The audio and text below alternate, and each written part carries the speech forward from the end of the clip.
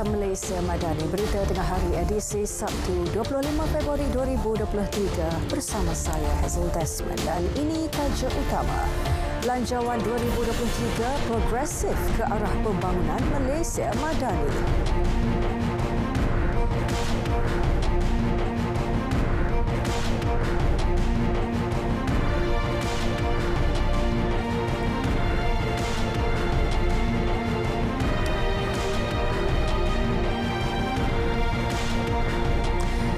Belanjawan 2023 Malaysia Madani membuktikan tekad kerajaan perpaduan dalam menggabungkan agenda serta dasar murni kerajaan ke arah mengutamakan semua lapisan rakyat Malaysia. Ini termasuk dalam menjaga hal ehwal Sabah dan Sarawak secara tuntas. Dalam kenyataan media, Timbalan Perdana Menteri Datuk Seri Fadilah Yusof menjelaskan peningkatan peruntukan untuk Sabah dan Sarawak telah membuktikan komitmen kerajaan persekutuan dalam memperjuangkan kebajikan serta kesejahteraan rakyat di kedua-dua negeri itu.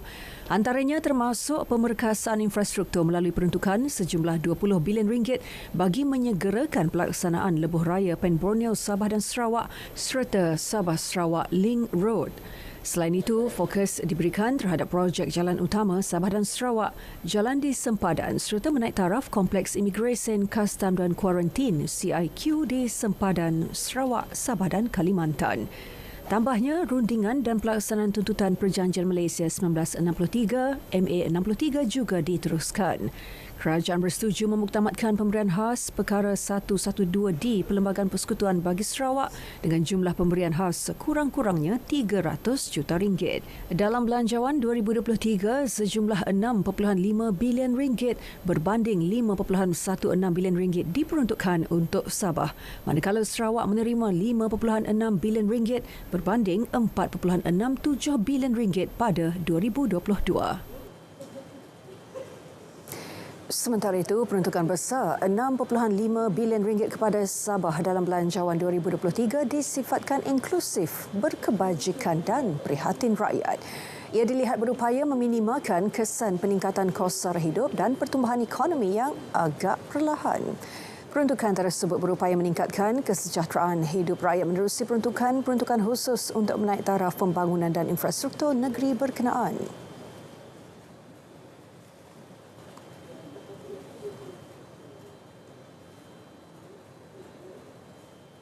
Pada saya, ini adalah suatu usaha yang baik yang cuba mensejahterakan kehidupan rakyat dan memperbaiki keadaan logistik dan juga dalam usaha untuk merancangkan aktiviti di kawasan sempadan dan juga kawasan-kawasan lain secara umum. Saya percaya jumlah 6.5 bilion dengan perincian-perincian tadi ianya berupaya menimbulkan atau mewujudkan kesan pengganda yang besar bagi negeri Sabah. Peruntukan besar di bawah belanjawan 2023 antara lain bertujuan membangunkan bandar-bandar yang bersempadan dengan Kalimantan Indonesia, termasuk Kalabakan, susulan perpindahan ibu negara Indonesia ke Kalimantan. Bagi Sarawak pula, belanjawan 2023 merupakan sokongan berterusan kerajaan persekutuan untuk memastikan pembangunan negeri itu tidak ketinggalan. Namun, pelaksanaan pembangunan juga diharap dapat diperkasa agar ia berjalan seperti yang dirancang. Sabah dan Sarawak dalam konteks ini telah diberikan peruntukan yang agak besar. Walau bagaimanapun, kita mengharapkan juga bahawa yang lebih penting daripada peruntukan yang diberikan itu adalah dari segi pelaksanaannya. Umpamanya menyentuh mengenai sekolah taif. Sekolah taif ini perlu dinoktahkan walaupun berkemungkinan pengumuman telah pun dibuat. Namun yang lebih penting daripada itu adalah dari segi pelaksanaannya. Tambah Profesor Datuk Muhammad Fadzil, pembangunan bandar-bandar bersempadan dengan Kalimantan Indonesia merupakan inisiatif mempertingkatkan ekonomi masyarakat di kawasan-kawasan terlibat. Satu akta mengenai penilaian semula tender kerajaan yang membabitkan projek Tebatan Banjir akan dibawa ke persidangan Parlimen akan datang. Ia bagi memastikan proses perolehan dan pemberian tender akan dilaksanakan secara telus. Timbalan Perdana Menteri merangkap Menteri Kemajuan Desa dan Wilayah Datuk Seri Dr. Ahmad Zahid Hamidi memberitahu pelaksanaan akta itu penting bagi mengelak berlaku ketirisan dan salah guna kuasa dalam proses tersebut.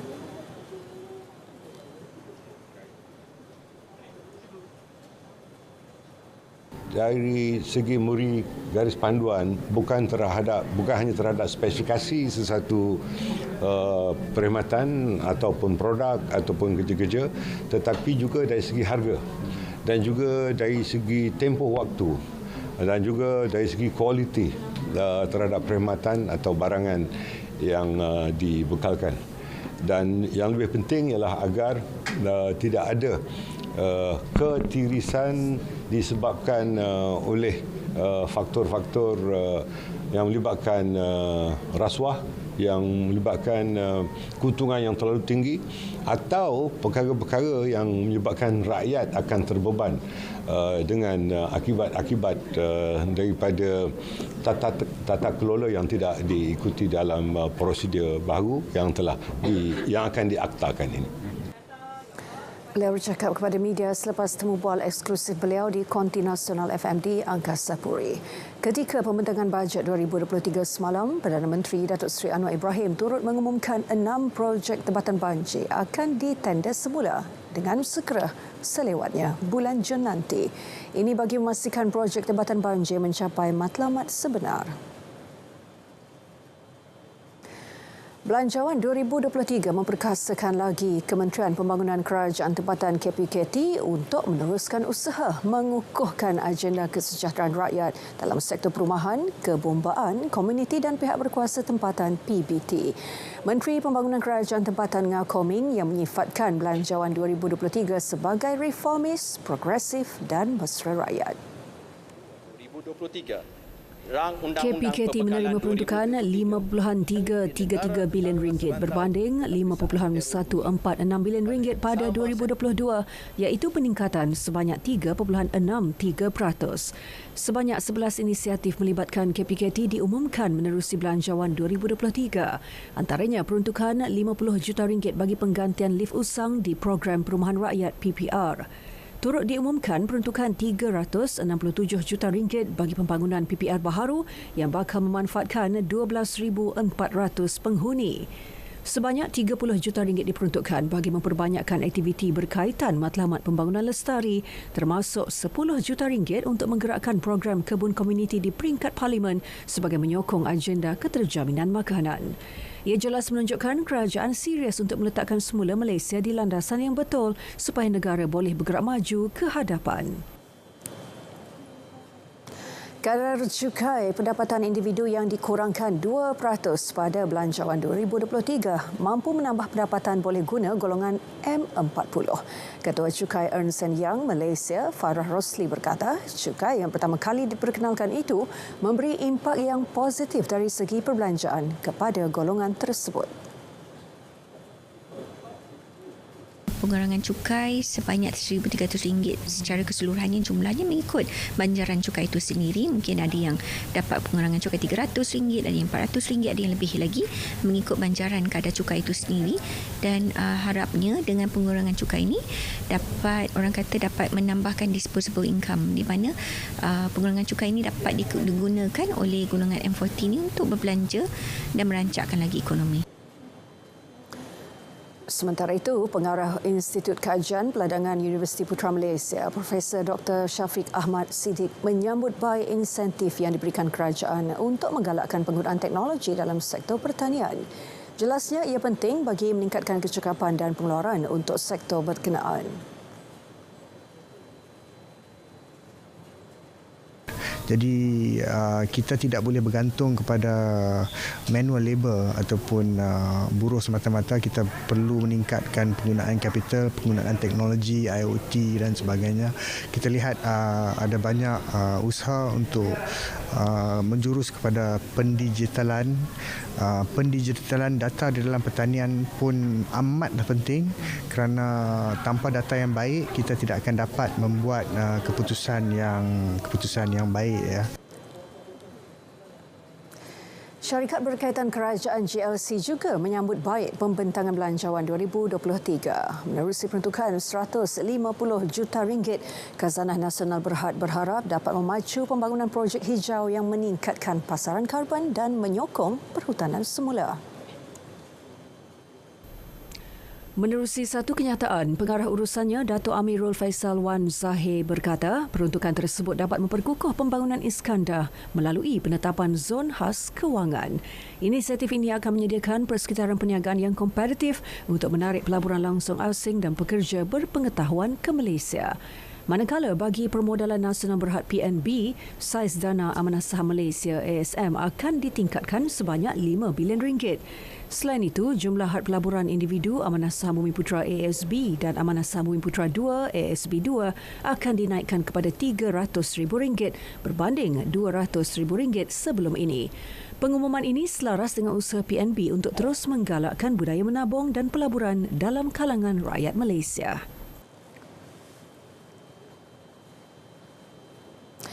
Lotus Bertam Pulau Pinang menjadi pasar raya pertama yang menyediakan jualan rahmah di negeri tersebut.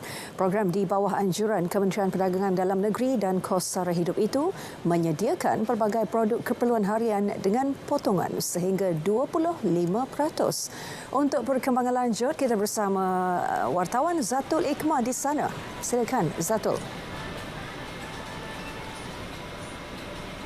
Baik, Assalamualaikum. Terima kasih Hazel di Angkasa Puri. Saya kini berada di Lotus Bertam Kepala Batas untuk membawakan sedikit perkongsian berkenaan jualan rahmah di sini. Jadi untuk pengetahuan semua juga, Lotus Bertam ini menjadi pasar raya pertama yang menjalankan inisiatif ini di Pulau Pinang. Jadi untuk kita mengetahui lebih lanjut, saya bawakan Datuk Roziah Abudin, iaitu Timbalan Ketua Setiausaha Kementerian Perdagangan Dalam Negeri dan Kos Sara Hidup. Assalamualaikum. Salam Malaysia Madani, Datuk.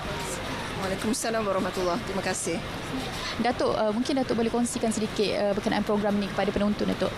Okay, pada hari ini kita berada di Lotus Bertam Perdana dan sebenarnya kita ada 3 program hari ini di lokasi ini. Yang pertama seperti yang nyatakan tadi, jualan rahmah, iaitu merupakan program jualan keperluan asas pada harga yang kita tawarkan pada harga 30% lebih murah daripada harga pasaran semasa.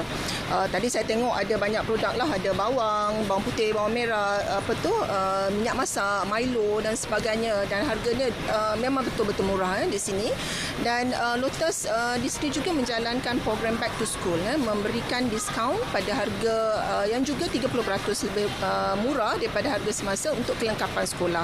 Dan petang ini sebentar lagi kita juga akan menjalankan satu lagi program untuk memberi bantuan baku rahmah kepada penerima-penerima bantuan daripada kumpulan berpendapatan rendah di sekitar kawasan Bertam Perdana.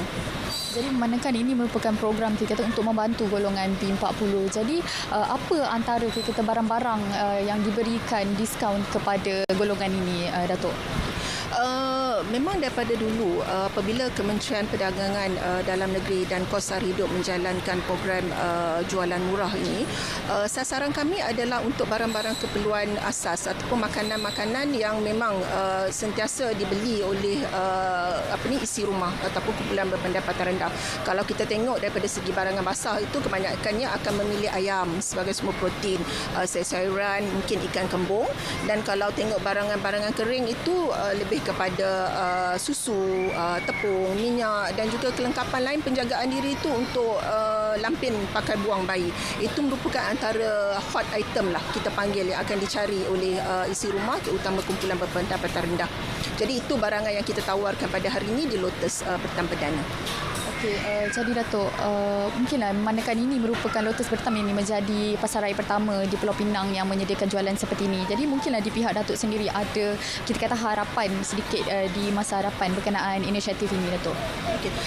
Saya percaya bukan hanya Lotus saja, pasar raya Lotus saja yang akan mengambil bahagian dalam menawarkan ataupun menjalankan program jualan rahmah ini. Akan lebih banyak lagi pihak pasar raya, rangkaian pasar raya besar lain yang akan melaksanakan program ini. Sebenarnya kami telah bekerjasama rapat sejak daripada dulu lagi, dan insya-Allah selepas ini akan lebih banyak lagi akan menjalankan program ini. Semalam YB Perdana Menteri telah mengumumkan peruntukan 100 juta untuk pelaksanaan program jualan rahmah ini, dan akan dilaksanakan di semua 222 kawasan parlimen di seluruh negara, dan lebih banyak pihak yang akan terlibat, insya-Allah. Baik, terima kasih Datuk sebab sudi berkongsi dengan kami, Datuk. Baik, saya kira setakat itu dulu perkongsian berkenaan dengan jualan ramah di Pulau Pinang. Kembali bersama Hazel di Angkasa Puri. Silakan Hazel. Zatul Ikmal, terima kasih untuk perkongsian yang dibawakan dari Pulau Pinang. Dan seterusnya, Gombak menjadi lokasi ketiga jelajah kita Selangor Penyayang yang dilaksanakan Kerajaan Negeri Selangor di tapak Bazar Ramadan Taman Melawati Gombak. Laporan lanjut bersama dengan wartawan Samsia Samsi di lokasi ketiga ini. Samsia, teruskan. Baik, terima kasih. Saya kini berada di tapak Bazar Ramadan Taman Melawati Gombak bagi program Jelajah #Kita Selangor Penyayang. Dan kalau anda lihat di belakang saya ini merupakan antara pengunjung yang datang ke jelajah ini seawal pukul 9 pagi tadi bagi mendapatkan barangan keperluan asas dengan harga yang murah pada hari ini. Dan kalau boleh, ingin mengetahui lebih lanjut mengenai perkara ini, saya kini bersama-sama dengan Yang Amat Berhormat Datuk Seri Amiruddin Syahri selaku Menteri Besar Selangor. Apa khabar Datuk Seri? Alhamdulillah sihat, terima kasih. Datuk Seri, mengenai jelajah #Kita Selangor Penyayang pada hari ini diadakan di daerah Gombak, boleh Datuk Seri jelaskan dengan lebih lanjut?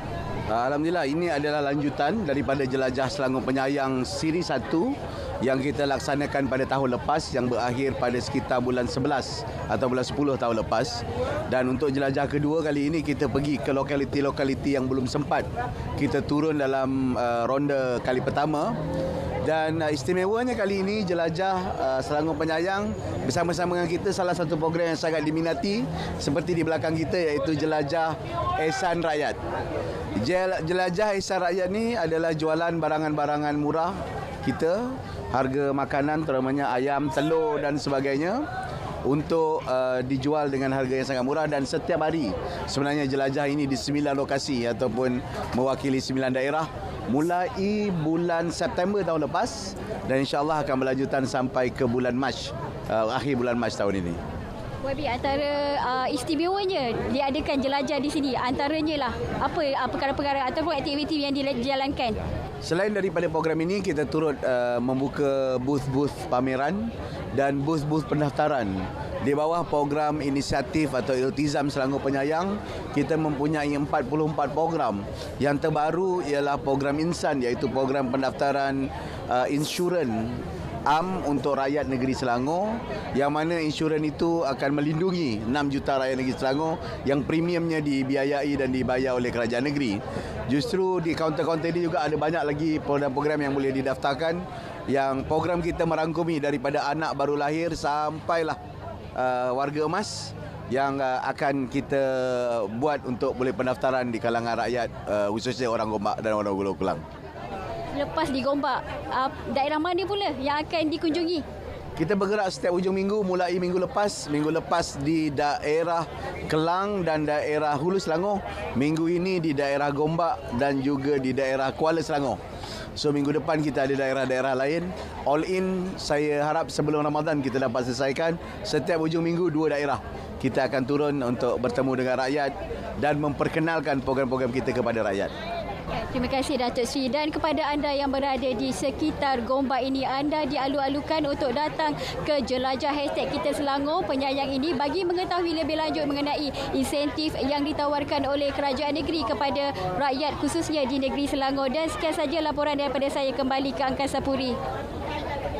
Samsia Samsi, terima kasih untuk perkongsian itu. Kementerian Kewangan dengan Sarawak dan Sabah berbeza pandangan berhubung kait dengan perkara 112G, iaitu peruntukan khas kepada negeri Sabah dan Sarawak. Yang dulunya asal hanya kita menerima 16 juta setahun. Sepatutnya direview setiap 5 tahun.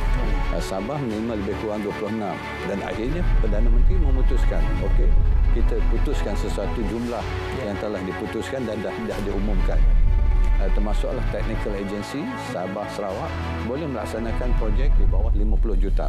Terus diserahkan pada negeri untuk laksanakan. Kalau tidak dulu akan dilaksanakan di peringkat persekutuan.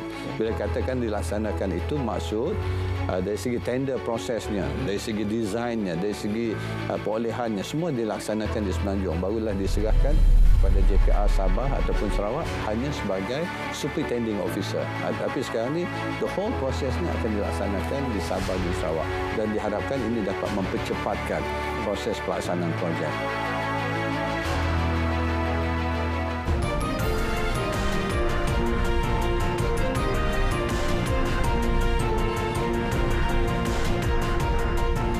Perkembangan gempa bumi di Turki, sekurang-kurangnya 44,218 orang terbunuh akibat dua gempa bumi kuat yang menggegarkan selatan negara itu 6 Februari lalu. Pengurusan Bencana dan Kecemasan AFAD memaklumkan hampir 335,400 kemah telah dibina di zon gempa.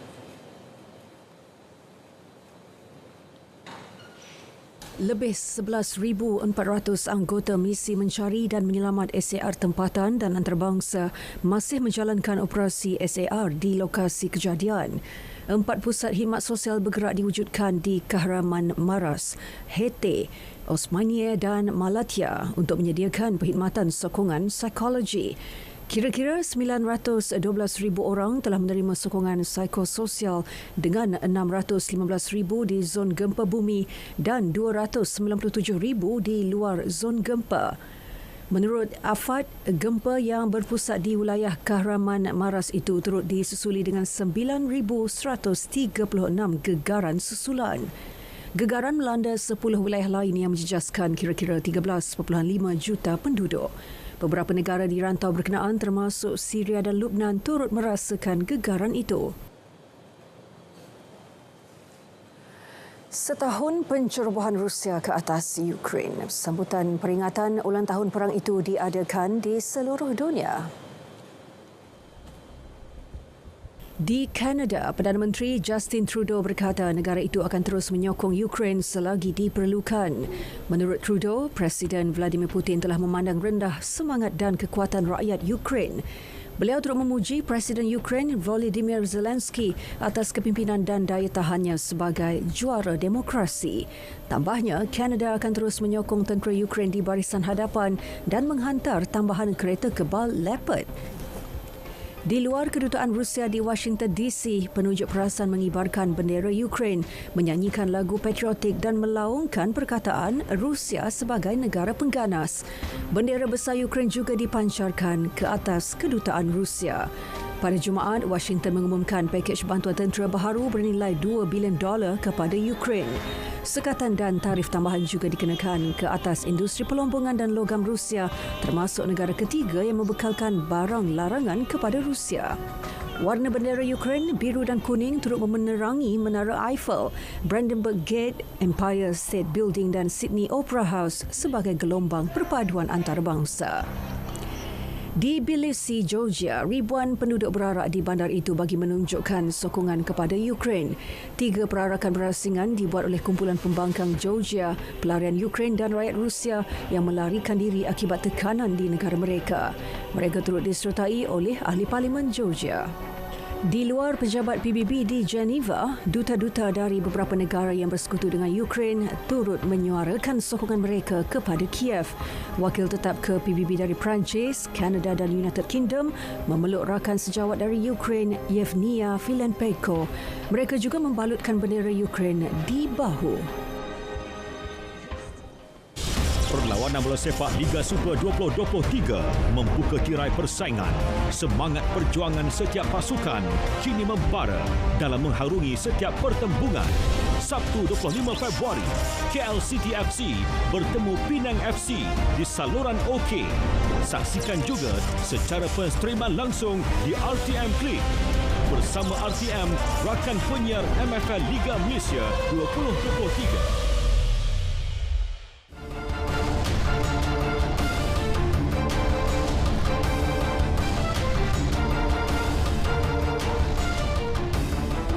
Kerajaan memperuntukkan dana sebanyak 324 juta ringgit dalam Belanjawan 2023 bagi menambah baik program latihan dan kemudahan sukan untuk para atlet negara.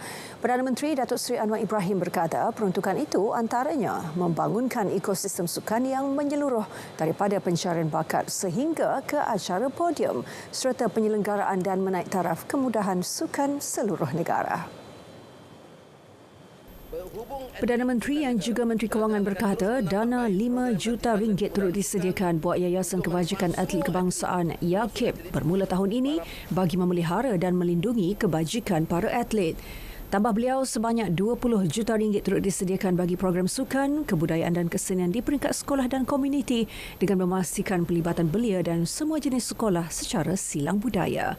Selain itu, kerajaan turut bersetuju memberi potongan cukai sehingga 10% daripada pendapatan agregat kepada individu atau syarikat yang menyumbang kepada organisasi yang melaksanakan program pembangunan sukan di peringkat akar umbi.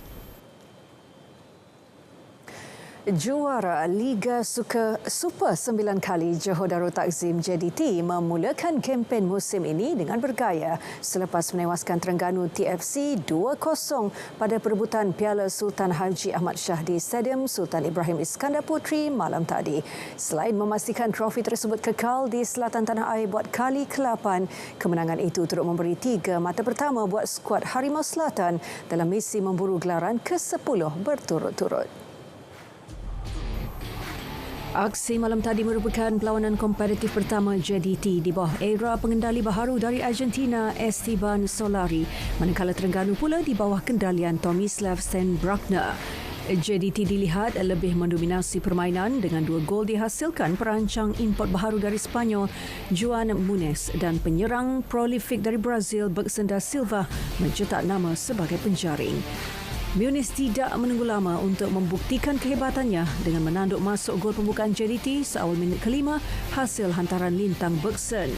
TFC yang turut menurunkan 2 import baharu iaitu penyerang Thailand Adisak Rason dan Ivan Mahmud dari Croatia cuba mengatur gerak mencari gol penyamaan, namun kekurangan idea menembusi benteng pertahanan JDT. Sebaliknya, JDT pula berjaya menambah jaringan di babak kedua menerusi Bergson yang menampan masuk hantaran lintang pemain paling bernilai musim lalu, Arif Aiman Muhammad Hanafi. Bagi aksi Liga Super seterusnya, JDT dan Terengganu masing-masing akan bertemu Kuala Lumpur City dan Kedah Darul Aman di gelanggang lawan.